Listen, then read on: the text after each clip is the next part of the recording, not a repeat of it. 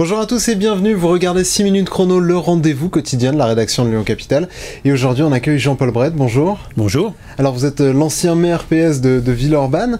On vous a vu, entre guillemets, sortir de votre retraite la semaine dernière pour charger sabre au clair l'alliance de la gauche à Villeurbanne pour les législatives. Vous reprochez notamment une forme de trahison à votre successeur, Cédric Van Stevendel, l'actuel maire PS de Villeurbanne, qui a plutôt ratifié l'accord qui prévoit une candidature des Insoumis à Villeurbanne. Pourquoi je pense que il y avait un accord au niveau national, l'accord NUP, enfin, voilà, donc je conçois que ça puisse être quelquefois un peu difficile d'aller contre, mais ce que je reproche surtout, c'est d'avoir laissé prospérer, même encourager la candidature d'une militante socialiste qui avait été désignée par les militants, qu'on a entretenue dans l'ambiguïté, et puis de la lâcher au dernier moment avec des procédés que j'ai qualifiés de duplicité.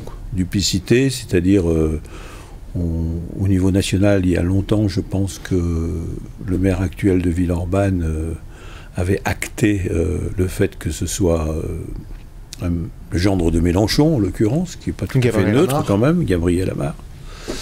Et au niveau local, il y a eu un jeu un peu particulier, je l'ai même qualifié de dégueulasse, c'est vous dire. Enfin, en tout cas, avec le cabinet, les proches du maire, qui ont mélangé pression. Vous les accusez d'avoir fait pression sur Christina Martineau, qui avait été investie par le PS, pour se retirer? Oui, absolument, absolument. Alors peut-être qu'elle y aurait été obligée, je reconnais que la situation était difficile, mais il y a façon de faire. Voilà, c'est pour ça que ça m'a permis de comparer le groupe autour de lui, mais quand le cabinet, c'est quand même l'image du maire, hein, ça ressemblait un petit peu à ce que j'avais vu avec Gérard Collomb quand il s'agissait de forcer des élus à faire telle ou telle chose. Et ça, je trouve que c'est pas bien. C'est pour ça que j'ai parlé de duplicité. Duplicité, c'est avoir une attitude ici, une attitude ailleurs. Je suis assez sévère là-dessus parce que jusqu'à maintenant... Les mots sont forts, à tout le moins. Oui, duplicité. Voilà. Jusqu'à maintenant, au niveau de la politique municipale, bon, d'abord, Cédric Van Stevendel, il le dit lui-même, il le reconnaît, c'est moi qui l'ai mis en place. Hein. Enfin, il a été élu après, mais... Oui, mais quelle est, entre guillemets, votre légitimité aujourd'hui à dénoncer les agissements de Cédric Van Stevendel? C'est pas parce que vous l'avez placé qu'il vous doit tout et qu'il doit vous prendre votre avis à chaque fois. Non, mais absolument, et tenir compte de votre avis. Ce qui m'empêche, ça ne m'empêche pas quand même de donner mon avis.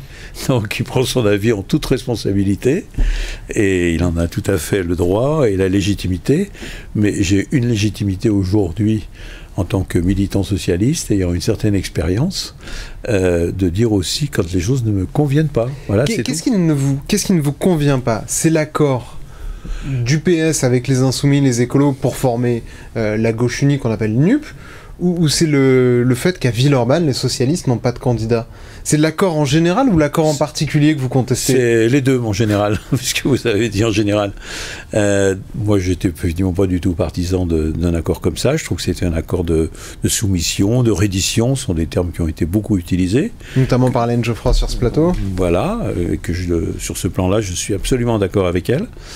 On n'était pas obligé d'aller à Canossa de cette façon-là, d'avaler notre chapeau, les bords avec, et c'est pas vrai. Je veux dire, on pouvait avoir une certaine dignité. D'ailleurs, Lionel Jospin l'avait bien explicité. Il avait dit que c'était à Mélenchon de prendre ses responsabilités. Il a été placé en tête, mais on le fait en respectant les autres. Or, 500 candidats, sur 500 candidats, 70 pour le PS, dont 15-20 gagnables.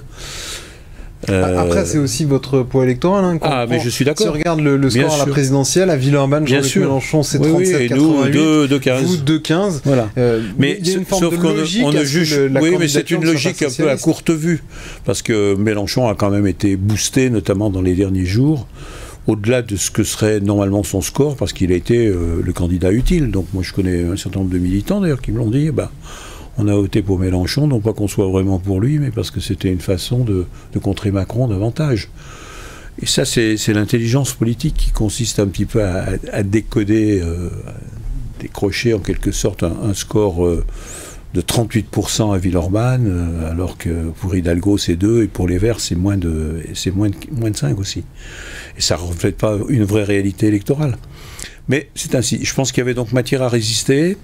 Voilà, je pense que la direction nationale m'a beaucoup déçu.